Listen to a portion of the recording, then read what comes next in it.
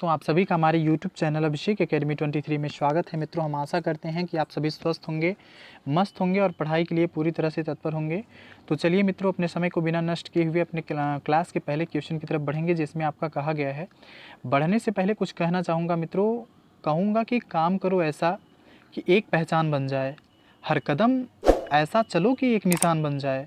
यहाँ ज़िंदगी तो हर कोई काट लेता है मित्रों, लेकिन ज़िंदगी जियो इस कदर की मिसाल बन जाए। चलिए फिलहाल अपने समय को बिना नष्ट किए हम अपने क्वेश्चन की तरफ चलेंगे, जिसमें आपका कहा गया कि चांदी का सिक्का टका किसने चलाया था, बताएंगे। चांदी का सिक्का टका किसने चलाया था, बताएंगे। कुतुबुद्दीन ऐबक ने चलाया था, या फिर इल्तुतमिश ने चलाया था, या फिर बहराम खान ने चलाया था, या फिर बलबन ने चलाया था। मित्रों, आपकी जानकारी के लिए हम बता दें कि जो है इसमें आपका चांदी का सिक्का जो है ये इल्तुतमिश ने चलाया था। किसने चलाया था? तो इल्तुतमिश ने चलाया था। आपको और भी बता दें कि इल्तुतमिश ने बदायूं की जो जामा मस्जिद थी मित्रों, इसका निर्माण भी करवाया था।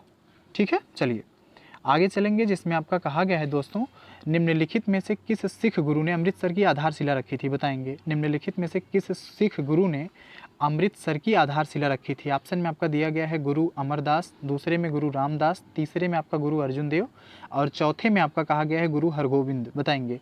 तो गुरु रामदास जी जो थे मित्रों, इन्होंने ही अमृतसर की आधारशिला रखी थी। ठीक है, चलिए और बताऊंगा कि ये जो अपने शिष्यों के चौथे गुरु थे, ये जो थे आपके गुरु रामदास जी, तो ये अपने शिष्यों के चौथे गुरु थे। चलिए तीसरे क्वेश्चन की तरफ चलेंगे, जिसमें आपका कहा गया है कि भारत में गांधी जी का प्रथम सत्याग्रह, बहुत ही इंपॉर्टेंट क्वेश्चन है मित्रों, वेरी वेरी इंपॉर्टेंट लगाइएगा क्योंकि इंपॉर्टेंट है भी ये। तो बताइए, भारत में गांधी जी का प्रथम सत्याग्रह कहाँ हुआ था?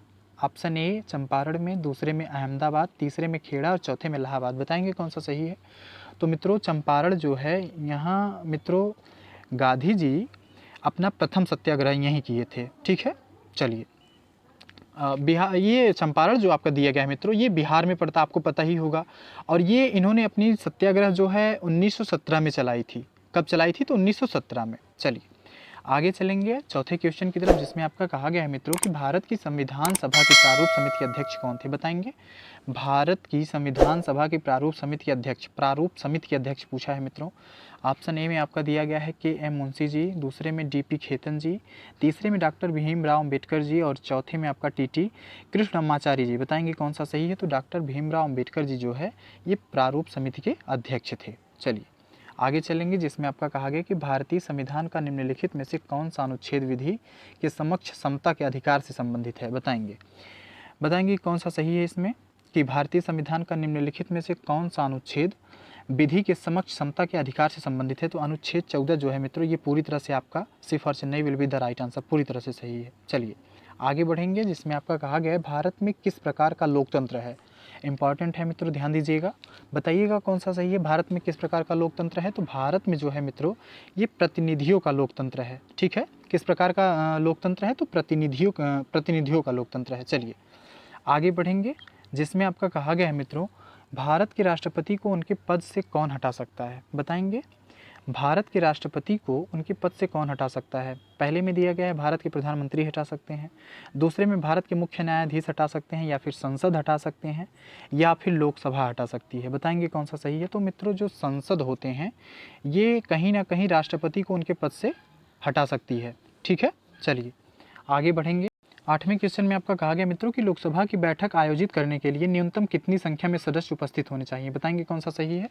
लोकसभा की बैठक आयोजित करने के लिए न्यूनतम कितनी संख्या में सदस्य उपस्थित होने चाहिए? पहले में आपका कहा गया है कुल सदस्यता का 1/4, दूसरे में आपका कहा गया है कुल सदस्यता का 10वां भाग, तीसरे में आपका कहा गया है लोकसभा की 50% संख्या, बताएंगे, और चौथे में आपका कहा गया न्यूनतम 100 सदस्य, बताएंगे। तो कुल सदस्यता का 10वां भाग जो है मित्रों, ये पूरी तरह से will be the right answer है, पूरी तरह से सही है मित्रों, जो कि लोकसभा की बैठक आयोजित करने के लिए न्यूनतम संख्या में सदस्य उपस्थित होने चाहिए। कितने में? तो कुल सदस्यता का 10वां भाग। ठीक है, और ये अनुच्छेद जो है मित्रों, ये अनुच्छेद हम आपसे बता दें कि 100 अनुच्छेद के अंतर्गत आता है। जो 100वां अनुच्छेद आपका होता है इसके अंतर्गत आता है। चलिए आगे बढ़ेंगे, अगले क्वेश्चन में आपका क्या कहा गया है। अगले क्वेश्चन में आपका कहा गया मित्रों कि ब्रह्मांड के अध्ययन को किसके नाम से जाना जाता है, बताएंगे। ब्रह्मांड के अध्ययन को किसके नाम से जाना जाता है? थोड़ा सा टाइपिंग में मिस्टेक हुआ मित्रों, क्षमा चाहूँगा। ब्रह्मांड के अध्ययन को किसके नाम से जाना जाता है? पहले में कहा गया है कॉस्मोलॉजी, दूसरे में सिस्मोलॉजी, तीसरे में आपका एस्ट्रोलॉजी और चौथे में आपका कहा गया लिम्नोलॉजी। बताएंगे कौन सा सही? तो मित्रों जो कॉस्मोलॉजी है इसके अंतर्गत हम ब्रह्मांड का अध्ययन करते हैं। ठीक है, चलिए आगे चलेंगे। 10वें क्वेश्चन में क्या कह रहा है? 10वां क्वेश्चन आपका कह रहा है मित्रों कि निम्नलिखित में से कौन सी रेखा भारत के लगभग आधे हिस्से से होकर गुजरती है? बताएंगे। पहले में आपका कहा गया है मकर रेखा, दूसरे में भूमध्य रेखा, तीसरे में कर्क रेखा और चौथे में आपका प्रमुख भूमध्य रेखा। बताएंगे तो आपको पता ही होगा कि कर्क रेखा जो है मित्रों ये लगभग भारत के आधे हिस्से से होकर गुजरती है। ठीक है, और आपको बता दें कि भारत में कर्क रेखा 8 राज्यों से होकर गुजरती है। ये तो आपको पता ही होगा। राज्य कौन कौन से हैं? तो गुजरात आपका है, कौन सा है? गुजरात है, राजस्थान है, मध्य प्रदेश है, छत्तीसगढ़ है, झारखंड है, पश्चिम बंगाल है, त्रिपुरा है तथा कौन सा और है? मिजोरम आपका है। ठीक है, चलिए 8 राज्यों से होकर गुजरती है कर्क रेखा। आगे बढ़ेंगे 11वें क्वेश्चन की तरफ, जिसमें आपका कहा गया है मित्रों, इसमें आपका कहा गया है कि भारत में कर्मचारियों हेतु महंगाई भत्ता तय करने का आधार है। बताएंगे क्या आधार है? भारत में कर्मचारियों हेतु महंगाई भत्ता तय करने का आधार क्या है? बताएंगे। पहला दिया गया है राष्ट्रीय आय, दूसरा कहा गया दूसरे में कि रहन सहन का स्तर, तीसरे में उपभोक्ता मूल्य सूचकांक और चौथे में आपका मुद्रा स्फीति की दर। बताएंगे तो मित्रों जो उपभोक्ता का मूल्य सूचकांक होता है ये भारत में कर्मचारियों के लिए महंगाई भत्ता तय करने का एक आधार होता है। ठीक है, चलिए अगले क्वेश्चन की तरफ बढ़ेंगे, जिसमें आपका कहा गया है मित्रों कि आवाज़ की माप का मात्रक क्या है? बताएंगे। ये तो आपको पता ही होगा, 6 से पढ़ते आ रहे हैं आप लोग कि आवाज़ की माप का मात्रक क्या होता है। पहला है डेसिबल, दूसरा एम्पलीफायर, तीसरा आपका हर्ट्ज दिया गया है और चौथा आपका दिया गया है एकॉस्टिक्स। बताएंगे कौन सा सही है? तो मित्रों इसमें हम आपको बता दें कि डेसिबल जो होती है ये आवाज़ की माप का मात्रक होता है। ठीक है, चलिए 13वें क्वेश्चन की तरफ बढ़ेंगे, जिसमें आपका कहा गया है कि कवकों के अध्ययन को कहते हैं। बताएंगे क्या कहते हैं? कवकों के अध्ययन को क्या कहते हैं? पहले में कहा गया है साइटोलॉजी, दूसरे में मायोलॉजी, तीसरे में माइकोलॉजी और चौथे में आपका कहा गया न्यूरोलॉजी। बताएंगे कौन सा सही है? तो मित्रों माइकोलॉजी जो है इसके अंतर्गत हम किसका अध्ययन करते हैं? तो कवक का अध्ययन करते हैं। ठीक है, चलिए 14वें क्वेश्चन की तरफ बढ़ेंगे मित्रों, जिसमें आपका कहा गया निम्नलिखित में से किस राज्य में दम्पा टाइगर रिजर्व स्थित है? बताएंगे। दम्पा टाइगर रिजर्व पूछा है, बहुत ही इंपॉर्टेंट क्वेश्चन है मित्रों, ध्यान दीजिएगा, बहुत ही इंपॉर्टेंट क्वेश्चन है। दम्पा टाइगर रिजर्व कहाँ स्थित है? बताएंगे। पहले में कहा गया असम में, दूसरे में कर्नाटक में, तीसरे में मिजोरम और चौथे में आपका कहा गया उड़ीसा। तो ये जो है मित्रों दम्पा टाइगर रिजर्व जो है आपका मिजोरम में उपस्थित है। कहाँ उपस्थित है? तो ये आपका मिजोरम में उपस्थित है। ठीक है, दम्पा टाइगर रिजर्व कहाँ स्थित है? तो मिजोरम में स्थित है। चलिए 15वें क्वेश्चन की तरफ बढ़ेंगे, जिसमें आपका कहा गया कि एक जिले में सामान्य प्रशासन का प्रमुख कौन होता है? बताएंगे। पहले में कहा गया है पुलिस अधीक्षक होता है, दूसरे में जिला न्यायाधीश होता है, तीसरे में जिला अधिकारी और चौथे में जिला विकास अधिकारी। बताएंगे तो जिला अधिकारी जो होता है मित्रों ये एक जिले का सामान्य प्रशासन का प्रमुख होता है, जिला अधिकारी। ठीक है, चलिए 16वें क्वेश्चन की तरफ चलेंगे हम लोग, जिसमें कहा गया आपका कि सूचना का अधिकार कब लागू हुआ था? बताएंगे। सूचना का अधिकार कब लागू हुआ था? पहले में कहा गया है 12 अक्टूबर 2005 को, दूसरे में आपका कहा गया है 12 अक्टूबर 2006 को, तीसरे में आपका कहा गया है 4 सितंबर 2005 को, चौथे में आपका कहा गया 12 नवंबर 2006 को। बताएंगे कौन सा सही है? तो 12 अक्टूबर 2005 को मित्रों जो है ये सूचना का अधिकार लागू हुआ था। ठीक है, चलिए 17वें क्वेश्चन की तरफ बढ़ेंगे हम लोग, जिसमें आपका कहा गया है कि अन्वेषण के दौरान झूठ पकड़ने के लिए निम्न में से किसका प्रयोग किया जा सकता है? अन्वेषण मतलब खोजबीन के दौरान झूठ पकड़ने के लिए निम्न में से किसका प्रयोग किया जा सकता है? पहला कहा गया है नार्को टेस्ट का, दूसरे में ब्रेन मैपिंग टेस्ट का, तीसरे में आपका पॉलीग्राफ टेस्ट का, चौथे में आपका उपरोक्त सभी। बताएंगे तो मित्रों इसमें हम आपको बता दें कि खोजबीन के दौरान झूठ पकड़ने के लिए हम किसका प्रयोग करते हैं? तो उपरोक्त सभी का प्रयोग करते हैं। नार्को टेस्ट का भी करते हैं, ब्रेन मैपिंग टेस्ट का भी करते हैं, पॉलीग्राफ टेस्ट एक होता है उसका भी हम करते हैं। चलिए 18वें क्वेश्चन की तरफ हम लोग बढ़ेंगे, जिसमें आपका कहा गया कि चरकुला प्रमुख लोक नृत्य कहाँ का है? बताएंगे। चरकुला प्रमुख लोक नृत्य आपका कहाँ का है? बताएंगे। पहला कहा गया पहले में कि बुंदेलखंड का है, दूसरे में ब्रजभूमि का, तीसरे में अवध का और चौथे में आपका कहा गया है कि उपरोक्त में से कहीं का भी नहीं है। बताएंगे तो ब्रजभूमि का है मित्रों। कहाँ का है? Before Bombay will be the right answer. Charkula प्रमुख लोक नृत्य आपका जो है ब्रजभूमि का है। ठीक है, चलिए 19वें क्वेश्चन की तरफ बढ़ेंगे हम लोग, जिसमें आपका कहा गया कि निम्नलिखित में से ये आपका 19वां क्वेश्चन है मित्रों, कौन सा है? तो ये आपका 19वां है। चलिए निम्नलिखित में से किस हड़प्पा स्थल में बंदरगाह था? बताएंगे।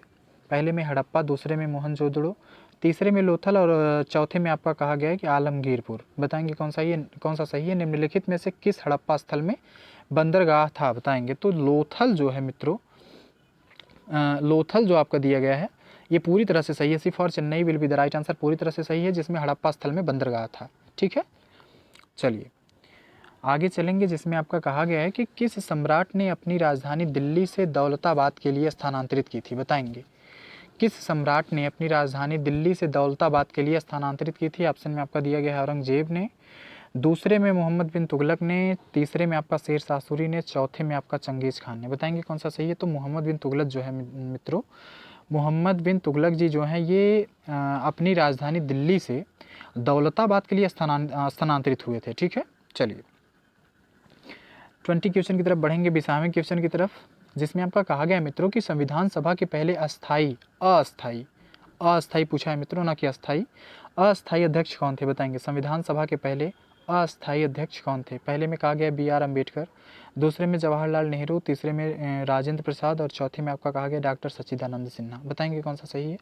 तो डॉक्टर सच्चिदानंद सिन्हा जी जो है मित्रों, डॉक्टर सच्चिदानंद सिन्हा जी जो है ये संविधान सभा के पहले अस्थाई अध्यक्ष थे। ठीक है, चलिए 21वें क्वेश्चन की तरफ हम लोग बढ़ेंगे, जिसमें आपका कहा गया कि हमारे संविधान के अनुसार भारत है। बताएंगे भारत क्या है, हमारे संविधान के अनुसार भारत क्या है। पहले में आपका कहा गया एक धार्मिक राष्ट्र है, दूसरे में एक धर्मनिरपेक्ष राष्ट्र है और तीसरे में एक पूंजीवादी राष्ट्र है, चौथे में आपका कहा गया एक धनिक तंत्रवादी राष्ट्र है। तो अपना भारत जो है मित्रों एक धर्मनिरपेक्ष राष्ट्र है।